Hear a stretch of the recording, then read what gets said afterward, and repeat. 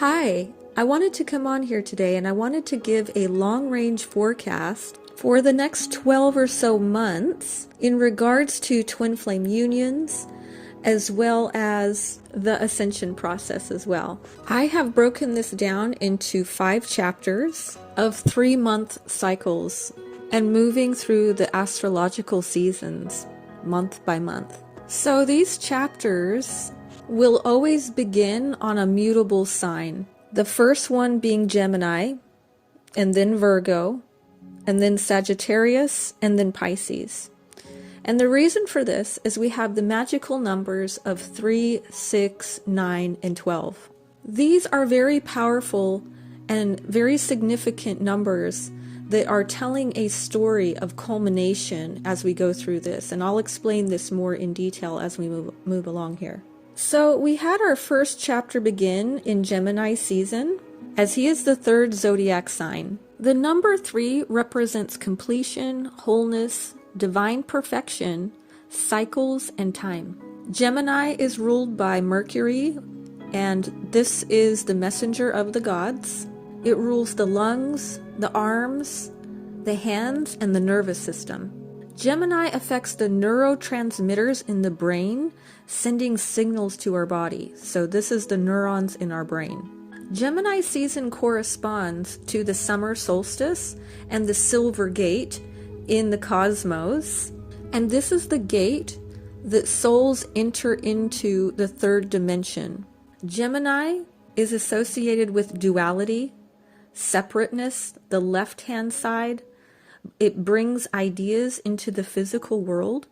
It is also the trickster and represents intelligence, short distance travel, choices like our free will, whether those are good choices or bad choices, diplomacy. It's curious, it's playful, it's impatient, it's cunning, it's a quick wit, it's very logical knowledge and materialism, and separates light and dark. In the tarot, it is the magician and the lovers, which is the twins. So in this first chapter that started with Gemini, we've also got Cancer and Leo, and we're currently in the Cancer season. Every time we get to a water sign, this is going to be a powerful emotional release. It is a time for purification and cleansing out of any density that is being held within our system still. As we are ascending, what we're doing is we're releasing the density, and then we are being filled up with high vibration. So a part of this process is that we have to be emptied out. So everything that we are not, everything that is holding us back has got to be emptied out. It's got to be purified and cleansed out of our body. And the water signs and the water energy is a powerful feminine energy, and the element water itself is very cleansing. It is very purifying. And so each time we get to a water sign season, it is going to be washing and purifying us and cleaning us out essentially. Now, when we are cleansing or we are purifying, this can be a challenging time because we are releasing the density. But as we are releasing the density, there is a need for it to come out of us. And the way that it comes out is we're going to feel that. We're going to have to experience and feel it as it comes out.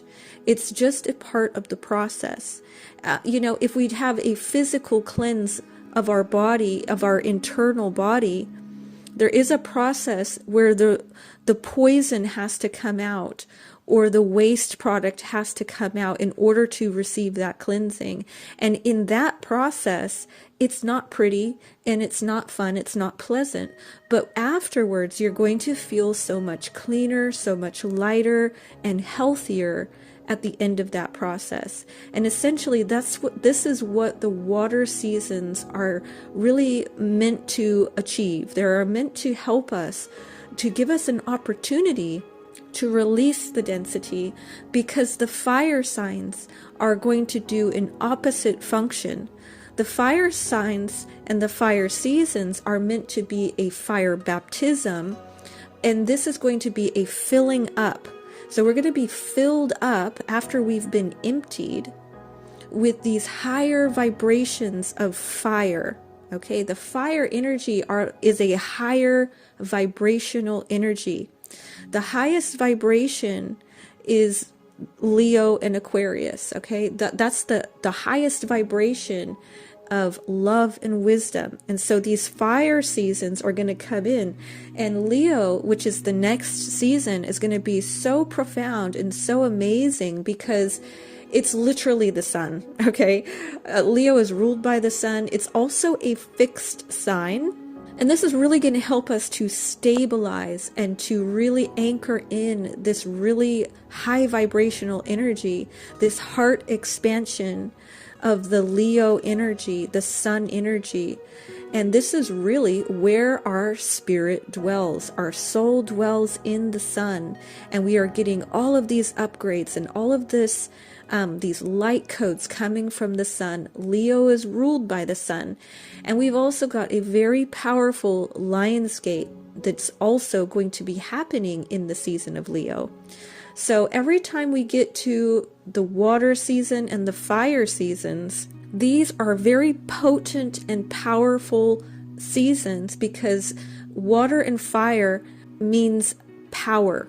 Okay, it's water power, and then there's fire power. This is the feminine power and the masculine power.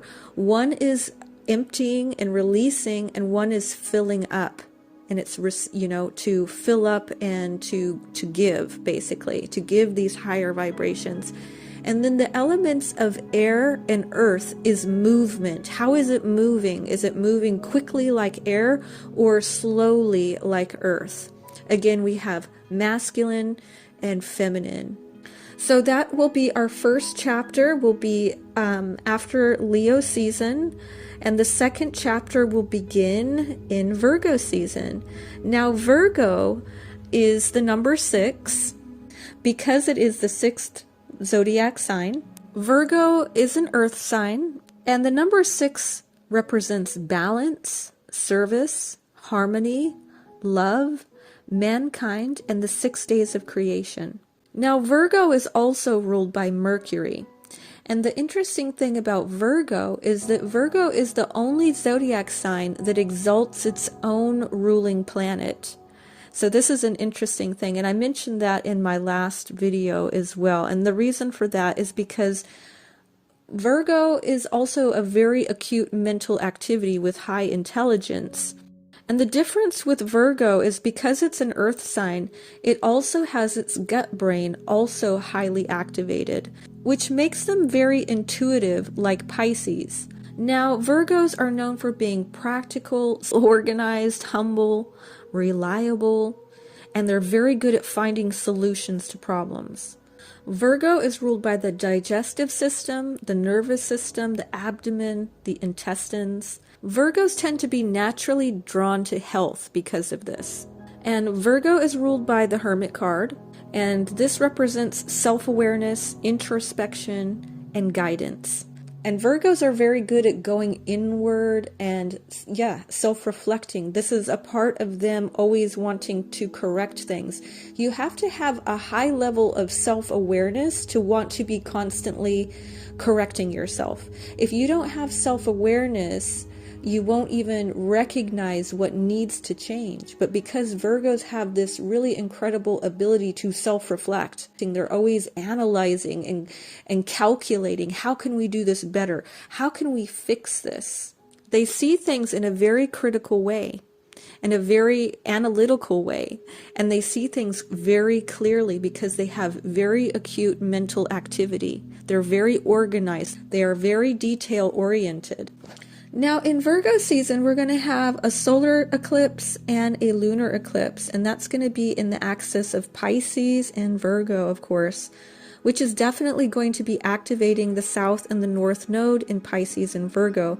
And essentially, those eclipses are going to take us into the remaining portion of this cycle, this 12 zodiac cycle that we're on. So that will take us to Pisces season, essentially. And then we'll also have Libra season, and of course Libra is ruled by the Justice card, and Scorpio season ruled by the Death card. And then, of course, we're going to have another water and fire baptism for Scorpio season and Sagittarius season. And this is going to be very powerful, of course, because we have Scorpio, which is a very powerful energy.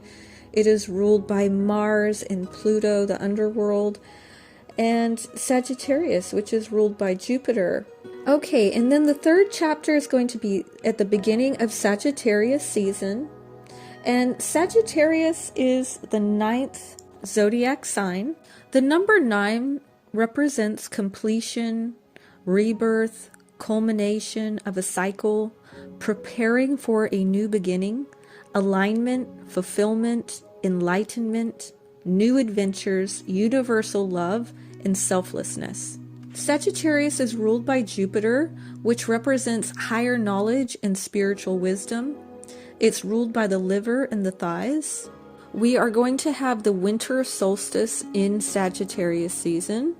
And Sagittarius is on the side of the Golden Gate where souls leave the matrix through attaining this higher knowledge and this spiritual wisdom. So whereas Gemini on the Silver Gate, souls are entering the matrix because Gemini brings ideas into the physical world. Sagittarius, it has the opposite effect on the Golden Gate, where it is where you can leave the matrix through this higher knowledge and spiritual wisdom, which is essentially what we are achieving here with the Ascension. Sagittarius is ruled by the Temperance card in the tarot, which represents wisdom, equilibrium, balancing both energies, and the middle ground. And in this third chapter, we will then, after Sagittarius, have Capricorn, which is the devil in the tarot, and Aquarius, which is the star in the tarot. And in this time as well, we are going to have the changeover on February 17th into the fire horse.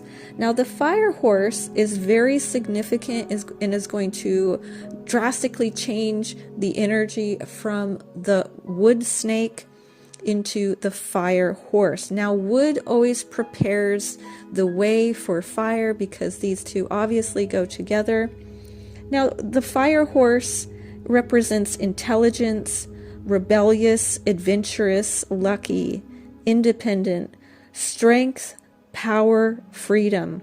And fire means transformation and enlightenment. So those are the themes for that third chapter. And then the fourth chapter will begin in Pisces season. And Pisces concludes and completes the zodiac wheel. Pisces is the 12th zodiac sign. The number 12 is a symbol of God's power and authority. It is a master number. It represents cosmic order and perfection, and to complete the cycle. So, the number 12 is obviously a significant number. We have the 12 tribes, we have the 12 zodiacs, the 12 apostles, the 12 months, the 12 hours of the day and the night. Pisces is a water sign and is also a dual sign like Gemini.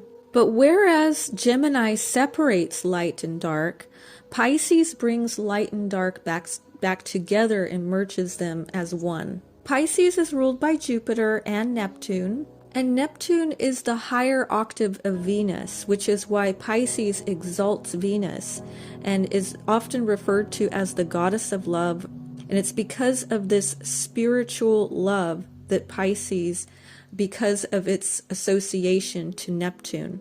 Pisces rules the feet and the lymphatic system, which filters waste and toxins from the body. Pisces is associated with the moon card in the tarot, which represents hidden truths, the subconscious mind, hidden fears and desires. Pisces is said to hold all of the energies of the other 11 zodiacs within itself. Pisces is the 12th sign and concludes the zodiac wheel. And so after Pisces, within the fourth chapter, we will begin the cycle again with Aries. And Aries is represented as the emperor in the tarot card, and Taurus is the empress.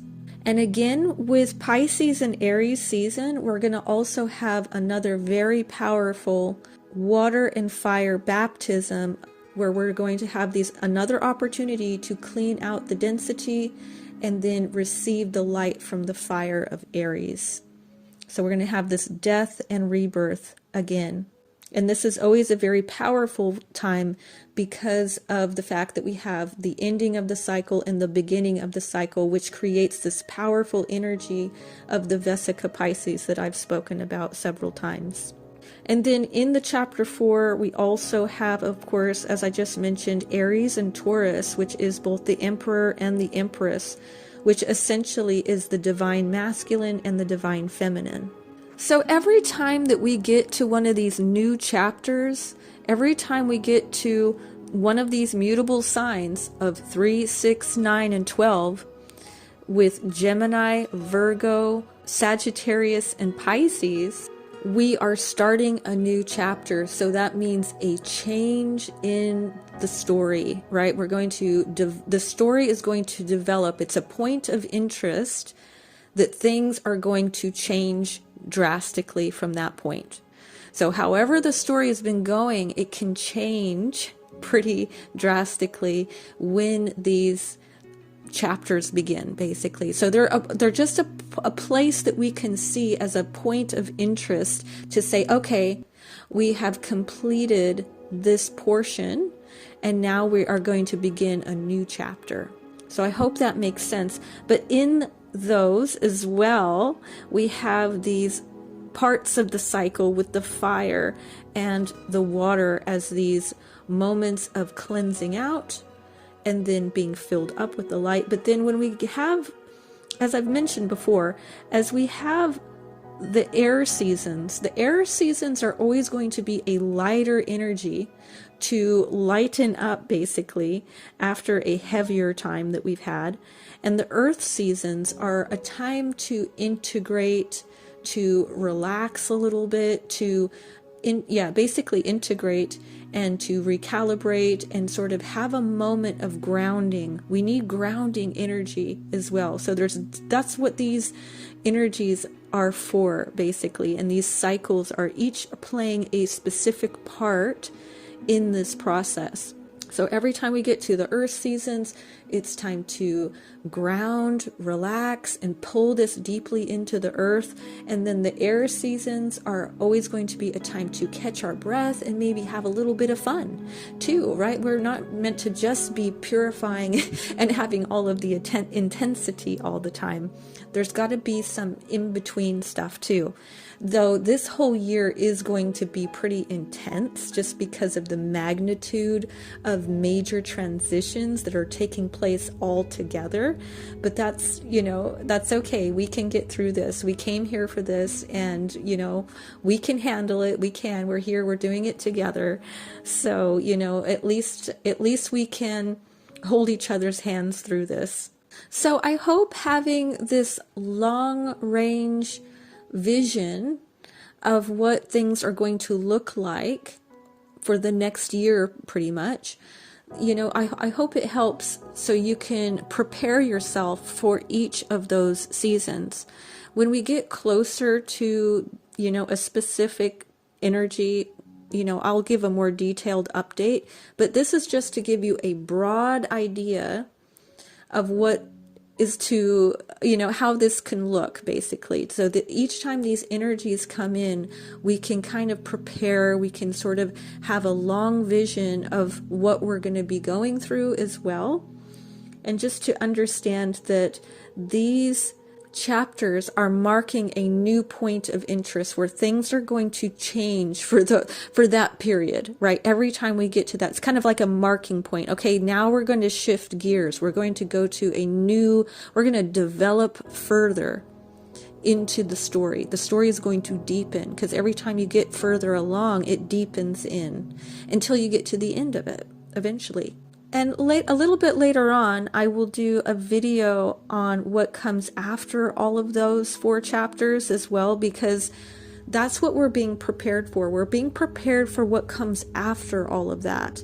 And I have a vision of that, and I can see what's happening there. There's some really big things happening, particularly in July of next year.